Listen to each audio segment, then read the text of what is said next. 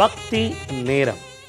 என் அன்பிற்கினிய நேயர்களுக்கு உங்கள் அபிமான பாடகர் வீரமணி கண்ணனின் பணிவான வணக்கங்கள். பக்தி நேரம். இன்றைய ஆன்மீக தகவலிலே காண இருக்கும் அற்புதமான தகவல் ஆதிசங்கரரும் ஸ்ரீ ராமானுஜரும், சைவமும் வைணவமும்.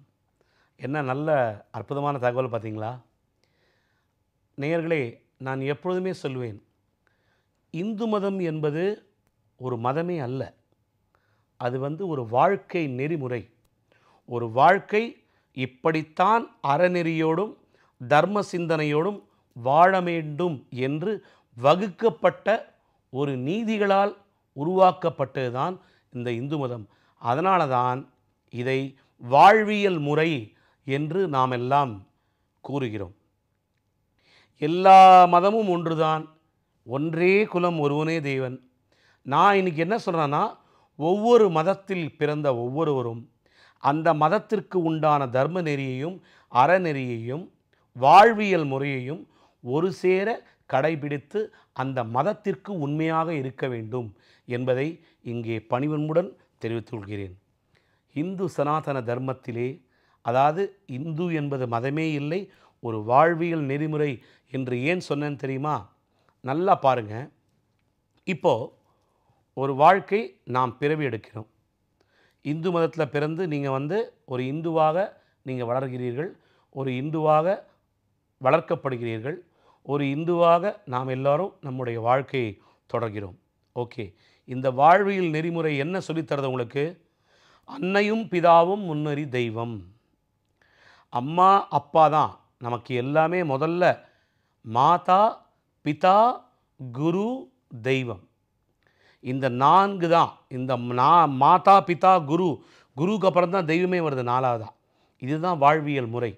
இந்து சனாதன தர்மம் நமக்கு கற்றுத்தருவது என்னன்னா, தாயிற் சிறந்ததொரு கோயிலும் இல்லை, தந்தை சொல் மிக்க மந்திரமில்லை. அப்பம் பேச்ச கேட்டவன் எவனோ உருப்பிடாமல் போனதா சரித்திரமே கிடையாது. அதுதான் பழமொழி. அதனால்தான் தந்தை சொல் மிக்க மந்திரம் இல்லைன்னா வாழ்ந்தவன்லாம் வாழ்ந்து அதை அனுபவித்தவன். பழமொழி என்பது ஒருவர் வாழ்ந்து அனுபவித்து அதை பழமொழியாக சொல்லப்பட்டது. தாயிற் சிறந்ததொரு கோயிலும் இல்லை. அம்மாவுக்கு மிஞ்சிய கோயிலே இல்லைடா. அம்மாவை டெய்லி நமஸ்காரம் பண்ணி அம்மாவின் ஆசையை பெற்றாலே உன் வாழ்க்கை எங்கேயோ போகுன்றான். புரியுதா உங்களுக்கு? அதே மாதிரி தெளிவு குரு திருமேனி காணல். 3வதாக சொல்கிறான் குருவை. குரு கடாட்சம் கோடி புண்ணியம், குரு பார்க்க கோடி நன்மை. குருவுடைய கடாட்சம் பரிபூர்ணமாக இருந்தால் நம்முடைய தொழில், நம்முடைய கல்வி அனைத்திலும் நமக்கு வெற்றி. அது எந்த துறையாக இருந்தாலும் சரி. இறுதியாக தெய்வம், தர்ம சிந்தனை, தெய்வ வழிபாடு, இவையெல்லாம் சேர்த்து தான் நம்மை ஒரு முழுமையான மனிதனாக, மனிதத்தின் புனிதனாக, புனிதத்தன்மையோடு இந்த கலியுகத்திலே நாம் தர்ம சிந்தனையோடு வாழ கற்றுக் கொடுக்கும் மதமாக இந்து மதம் இல்லை, வாழ்வியல் நெறிமுறையாக இந்து மதத்தை சொல்லப்படுகிறது. இப்பேற்பட்ட இந்து சனாதன தர்மத்தின் சமுத்திர கடலிலே எப்பேற்பட்ட மகான்கள் எல்லாம் தோன்றியிருக்கிறார்கள் என்பது வரலாறு. அதாவது 63 நாயன்மார்கள், ஆழ்வார் பெருமக்கள், ஞானிகளும் ரிஷிகளும் ஞான தபோவனர்களும், ரமண மகரிஷி, ஆதிசங்கரர், ராமானுஜர், இப்படி ஏகப்பட்ட மகான்களும் முனிவர்களும், சத்குரு சாய்பாபா, இவர்களெல்லாம் தோன்றியிருக்கிறார்கள். அப்பேற்பட்ட வகையிலே முக்கியமான ஆச்சாரியனாக, குருமார்கள் பீடமாக நமக்கெல்லாம் சைவ மதத்திற்கு போதித்தருளும் ஆதிசங்கரர் பகவத்பாதாலும், வைணவத்திற்கு குருவாக திகழும் ராமானுஜரைத்தான் இன்று நாம் பார்க்க போகிறோம். பக்தர்களே, சைவமும் வைணவமும் இரண்டர கலந்த ஒன்று இந்து மதத்தின் சனாதன தர்ம பீடத்திலே. இவை இரண்டும் 2 கண்களாக போற்றப்படுகின்றது. அதிலும் முக்கியமாக, அதாவது வாழ்க்கையில் சில நேரம் நம்முடைய முடிவுகள் தவறாக போகும் வேளையிலே இந்த மாதிரி குருமார்களின் ஆசியோடும், குருமார்களின் அதாவது குருமார்களின் அட்வைஸ்னு சொல்லுவாங்க ஆங்கிலத்தில், குருமார்களின் அறிவுரைகளோடும் நம்முடைய வாழ்க்கை ஒரு சிறந்த பயணத்தை மேற்கொள்ளும் என்பதில் நமக்கு எந்த விதமான சந்தேகமும் இருக்கக்கூடாது. நல்லா பாருங்கள், அதாவது லைஃப்பில் ஒருத்தருக்கு வந்து குரு கரெக்டாக அமைஞ்சிட்டார்னா அவனுடைய வாழ்க்கை நேர்கோட்டில் பயணிக்கும், தடுமாறவே மாட்டாங்க. அதனால்தான் அவ்வப்போது கடவுள் வந்து இந்த ஆதிபராசக்தி வந்து உலகம் சிருஷ்டித்த பொழுது கலியுகம் வருது. அப்போ தசாவதாரம் ஆதிபராசக்தி தானே மகாவிஷ்ணு, பிரம்மா, சிவன் மும்மூர்த்திகளை படைத்து படைத்தல், காத்தல், அழித்தல் இந்த தொழில்களை கொடுத்தார்கள். ஓகேயா? அப்போது மகாவிஷ்ணு வந்து காக்கும் கடவுளாக இருந்த மகாவிஷ்ணு தசாவதாரம் எடுக்கின்ற பொழுது நாரத முனிவர் கேட்குறாரு, 9 அவதாரம் எடுத்துட்டீங்க மகாவிஷ்ணு, இப்பொழுது 10வது என்ன பண்ண போகிறீங்க அப்படின்னு கேட்கும்போது அப்போ சொல்கிறாரு, தசாவதாரத்திலே மிக முக்கியமாக நான் எடுக்கப் போகும் அவதாரம்தான் இந்த கல்கி. கல்கி என்பது கலியுகத்தின் கலி, இப்பொழுது நடக்கின்றது கலியுகம். அப்போது அதை எப்படி நாங்கள் தெரிஞ்சுக்கிறது அப்படின்னு கேட்பார் நாரதர். அப்போ சொல்லுவார் விஷ்ணு, அதாவது பொய்கள், புரட்டுகள், போலிகள் இவெல்லாம் அப்படியே மின்னும் உலகத்தில். நல்ல திறமை உள்ளவன் வந்து அகல பாதாளத்தில் இருப்பான், வெளியே வரமாட்டான், திறமைக்கு மதிப்பு இருக்காது, படோடோபத்திற்கும் பந்தாக்கும் தான் வந்து ஒரு பெரிய அளவில் இருக்கும். அதாவது எங்கே பார்த்தாலும் ஒரே என்ன சொல்கிறது, வன்முறை, காம களியாட்டங்கள், இந்த மாதிரிலாம் வந்து, அதாவது தர்மமே தொலைஞ்சு தர்மம் எங்கன்னு தேடுற லெவலில் அதர்மம் வந்து தலைவிரித்தாடும். அவ்வப்போது அதர்மம் தலைவிரித்தாடும் பொழுது இந்த மாதிரி, அதாவது எப்படி அதர்மம் தலைவிரித்தாடும் பொழுது அவ்வப்போது ஞானிகளும் ரிஷிகளும் பிறப்பார்கள் என்பது ஐதீகம். சைவத்தின் தூணாக ஆதிசங்கரரும் வைணவத்தின் தூணாக ராமானுஜரும் பிறக்கிறார்கள். இவர்கள் 2 பேரும் ஒரே காலகட்டம். இதில் பாருங்கள், ராமானுஜர் சொல்கிறாரு, அதாவது ஆதிசங்கரர் சொல்கிறாரு, ஜீவாத்மாவும் பரமாத்மாவும் ஒன்று. ஓகேயா? ராமானுஜர் என்ன சொல்கிறாரு, வைணவத்தில் ஜீவாத்மா வேற பரமாத்மா வேற அப்படின்றார். ஓகேயா? இவர் என்ன சொல்கிறாரு, அகம் பிரம்மாஸ்மின்றார் ஆதிசங்கரர். ஆனால் ராமானுஜர் சொல்கிறாரு, இல்லை இல்லை, தெய்வத்தை நம்ம வந்து ஆத்மார்த்தமாக தேடணும், அப்போ தான் தெய்வம் நம்ம கருள் கொடுக்கும் அப்படி சொல்கிறார். இவர்கள் 2 பேரும் மக்களை நல்வழிப்படுத்தி எத்தனை நன்மைகளை இந்த கலியுகத்திற்கு விளைவிக்க முடியுமோ அத்தனை நன்மைகளை விதைத்தார்கள். ஒரு 2 எக்ஸாம்பிள் சொல்கிறேன் பாருங்கள். ஆதிசங்கரர் வந்து காஞ்சிபுரம் உங்களுக்கு தெரிஞ்சிருக்கும். அந்த காமாட்சி அம்மனுக்கு வந்து ஒரு தவறுதலான ஒரு ப்ரேயர் பண்ணி அந்த அம்மனுக்கு பலி கொடுக்குறேன்ற பேரில் நரபலி கொடுத்து ரத்தத்தை காவு கொடுத்து கொடுத்து கொடுத்து அந்த இடத்தையே அம்பாளுக்கு அப்படியே என்ன சொல்கிறது, அப்படியே மூஞ்சியே மாறி போய் காளி மாதிரி ஆகி அப்படியே ஆத்திரம் அந்த அம்மனுக்கு, ஐயோ இப்படி பண்ணுறாங்களே இப்படி பண்ணுறாங்களேன்னு. அங்கே போய் ஆதிசங்கரர் வந்து ஒரு மகாமேருவை உருவாக்கி அதில் அம்பாளை உட்கார வைத்து சாந்தப்படுத்தி அந்த அம்பாளுக்கு உரிய பூஜை புனஸ்காரங்கள் வேத மந்திரங்கள் ஓதி இந்த மக்களுக்கு அறிவுரை சொல்லி, அதுதான் இன்றும் நாம் வழிபடும் காஞ்சி காமாட்சியாக அன்னை நமக்கெல்லாம் அருள்பாலிக்கின்றாள். அதே போன்று தாய் மூகாம்பிகை, அவரை சிருஷ்டித்ததும் ஆதிசங்கரர் தான். ஏன்னா இவர் நடந்து போகிறாரு, அப்போ வந்து பின்னாடி சலங்க சத்தம் வரும். அப்போ வந்து என்னம்மா பின்னாடி, நீ போ சங்கரா நான் வரேன் பின்னாடி அப்படின்னோடனே அம்பாள் நடந்து வந்துட்டே இருக்கா. அப்போ அம்பாள் சொல்கிறா, நான் நடந்து வந்துட்டே இருப்பேன், நீ பின்னாடி திரும்பி பார்த்தேன்னா நான் அங்கேயே நின்றுடுவேன் அப்படின்னு சொல்கிறான் அம்பாள். சரின்னு சொல்லிட்டு அம்பாள் பின்னாடியே நடந்து வரா. ஆதிசங்கரர் போகிறார். நடக்கும்போது இன்னும் சலங்க சத்தம் நின்றுருது. ஐயோ அம்பாளுக்கு என்னாச்சுன்னு சொல்லிட்டு திரும்புகிறாரு. அம்பாள் அந்த இடத்துல சிலையாடுறான். அதுதான் இன்று நாம் வழிபடும் கொல்லூர் என் தாய் மூகாம்பிகை. அதாவது எப்படின்னா, ஆதிசங்கரருக்கு அந்த இடத்துல காலை வேளையில் மூகாம்பிகை அம்மனாக, சரஸ்வதியாக, லக்ஷ்மியாக, முப்பெரும் தேவியராக காட்சி தரும் அந்த அற்புத கடவுளாக மூகாம்பிகை நமக்கெல்லாம் அருள் தருகிறார். உங்களை எல்லாருக்கும் தெரிஞ்சிருக்கும், ஜனனி ஜனனி என்ற பாடல் எத்தனை உள்ளத்தை கொள்ளை கொண்ட பாடல். நமது இசைஞான இளையராஜா அவர்கள் இசையமைத்த பாடல். ஆதிசங்கரர் உருவாக்கிய அந்த அம்பாள் பிரதிஷ்டை பண்ணி, மகாமேரு ஸ்ரீசக்கரத்தில் அம்பாளை பிரதிஷ்டை பண்ணி, நமக்காக இந்த கலியுகத்திலே ஆதிசங்கரர் பண்ண ஒரு முக்கியமான ஒரு சமாச்சாரம். இந்த காமாட்சி அன்னை காஞ்சிபுரத்தில் கோயில் கொண்ட காமாட்சி அம்மனும் அதே போன்று மூகாம்பிகை தாயாரும். இதில் இன்னொரு விஷயம் பாருங்கள், ஒரு வறுமை, அதாவது நான் சொன்ன ஏற்கனவே இந்த கனகதாரா ஸ்தோத்திரம் வந்து அவர் எழுதினார். ஆக்சுவலாக இந்த கனகதாரா ஸ்தோத்திரம் வந்து அங்கம் ஹரேஹ புலகபூஷணம் ஆசிரயந்தி பிருங்காங்கரேவ முகுலாபரணம் தமாலம் நாரதா பிரத யோகி வந்தித கோபுலம், இந்த மாதிரி ஒரு ஸ்லோகம் வரும்.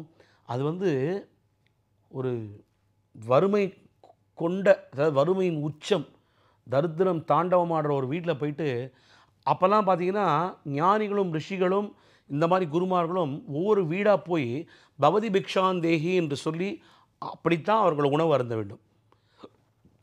ஏனென்றால் முனிவர்களுக்கு வகுக்கப்பட்ட நீதி அது.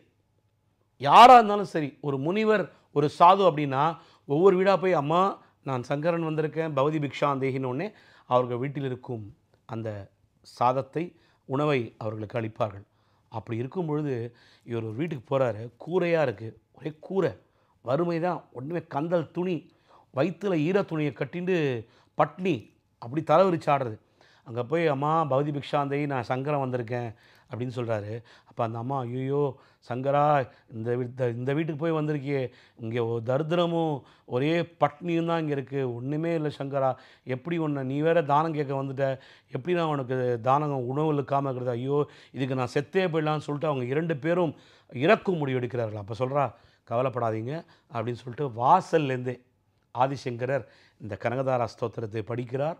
அப்போ மேலேருந்து சுதந்திரமா கொடுக்குற தெய்வம் கூரையை பிச்சுன்னு கொடுக்கணும், அந்த மாதிரி செல்வம் கொட்டுறது. அப்படியே ஆதிசங்கரர் அந்த கனகதாரா ஸ்தோத்திரத்தை சொல்ல சொல்ல செல்வம் அப்படியே கொட்டுறது அந்த வீட்டில். இவங்களுக்கு சந்தோஷம் தாங்கலை, ஐயோ என்ன இது அப்படின்னு. அப்போ அந்த செல்வத்தை, அவருடைய வீடே ஒரு 20 நிமிஷத்தில் வந்து அப்படியே தலைவிதியே மாறுது, அவங்களோட வாழ்க்கையின் தலைவிதி. அப்பேற்பட்ட உயரிய கனகதாரா ஸ்தோத்திரத்தை படித்து மகாலட்சுமியை துதிபாடி அவர்களுக்கு அந்த செல்வத்தை அளித்து, அவர்கள் அந்த செல்வத்தை வைத்து நிறைய தான தர்மங்களை செய்ததாக புராணங்கள் கூறுகிறது. இப்பேற்பட்ட அதிசயத்தை நிகழ்த்தியவர் நம்முடைய ஆதிசங்கரர். அது மட்டுமல்லாது நிறைய கால பைரவாஷ்டகம், அதாவது வாழ்க்கையில் வந்து நமக்கு எப்பேற்பட்ட சஞ்சலங்கள்லாம் விலகணும், நமக்கு ஏற்பட்ட கடன்கள் விலகணும் அப்படின்னு சொல்லிட்டு விநாயகப் பெருமான் மேலே ருண விமோச்சன கணநாயக அஷ்டகம். கணநாயக அஷ்டகம் எது தெரியுமா? ஏகதந்தம் மகாகாயம் தப்த காஞ்சன சந்நிபம் லம்போதரம் விசாலாட்சம் வந்தேகம் கணநாயகம் மௌஞ்சி கிருஷ்ணாஜினதரம் ஞானயஜ்ஞோபவீதினம் பாலேந்து விலசம் மோதி வந்தேகம் கணநாயகம். இந்த மாதிரி கணநாயக அஷ்டகம். அதே போன்று சுப்பிரமணிய புஜங்கம், முருகப்பெருமானுக்கு வந்து திருச்செந்தூரில் இயற்றின பாடலுங்க அது. அத்தனை விசேஷம். ஆதிசங்கரர் பூஜித்த கார்த்திகேயனாக இன்றும் நம்மிடையே கொண்டாடப்படும், தமிழ் கடவுளாக கொண்டாடப்படும் முருகப்பெருமான் மேலே சுப்பிரமணிய புஜங்கம் இயற்றி இருக்கார். அதே போன்று மகாலட்சுமி அஷ்டகம், அதே போன்று கால பைரவாஷ்டகம், அதே போன்று சிவபெருமான் மேலே அத்தனை ஸ்லோகங்கள் இயற்றிருக்கிறார். இதெல்லாம் யாருக்காக? நமக்காக, நம்ம பயன் பெறணும். நம்ம இதெல்லாம் படித்து நல்ல முறையிலே இறைவனை வழிபட்டு தர்ம சிந்தனையோடும் ஆன்மீகத்தோடும் நம்முடைய வாழ்க்கை பயணப்பட வேண்டும் என்ற உயரிய நோக்கோடு உதித்த மகான்தான் ஆதிசங்கரர். காலடியில் பிறந்த அவர் ஒரு மிகப்பெரிய ஞானத்துடன் அம்பிகையின் அருள் பார்வைப்பட்டு ஆதிசங்கர பகவத்பாதாளாக இன்றெல்லாம் சைவத்திற்கு ஒரு மிகப்பெரிய குருவாக விளைக்கொண்டிருக்கும் ஆதிசங்கரரை இந்த குருவாரத்திலே பாதங்களை போற்றுவோம். ராமானுஜர், ஆஹா, வைணவத்தின் முக்கியமான குரு அவர். அவர்தான் வந்துங்க எல்லார் வாயிலையும் நமோ நாராயணாய என்று அந்த 8 எழுத்து மந்திரத்தை திருக்கோஷ்டியூரிலே அந்த கோபுரத்து மேலே நின்று நாராயணா ஓம் நமோ நாராயணா என்று நாராயண மந்திரத்தை உச்சாடனம் செய்தவர். அதே போன்று ஆதிசங்கரரும் சரி ராமானுஜரும் சரி இந்த ஜாதி வேறுபாட்டினை அடியோடு களை தெரிந்தவர்கள். ராமானுஜர் வந்து அனைவருக்கும் புலன் அணிவித்தவர். அதே போன்று ஆதிசங்கரரும் ஜாதி சமயம் பார்க்காமல் எல்லோரும் இறைவனை வழிபட வேண்டும் என்று அத்தனை போராடியவர். இன்றும் நீங்கள் பார்க்கலாம். எல்லா இடத்துலையும் ராமானுஜர் வந்து எப்படின்னா, நாராயணன் என்ற நாமத்தை ஓம் நமோ நாராயணா அதில் ஒரு பாட்டே இருக்குது. எட்டெழுத்தை சொல்லி கிட்டே நெருங்குவேன் என்னை தெரிகிறதா என்றே கேட்டுடுவேன். இந்த ராமானுஜர் யார் தெரியுமா? ஆக்சுவலாக ஆதிசேஷனுடைய அம்சங்க. அதனால தான் அவருக்கு அப்பேற்பட்ட ஒரு மிகப்பெரிய சக்தி. ஆதிசேஷன் யார்?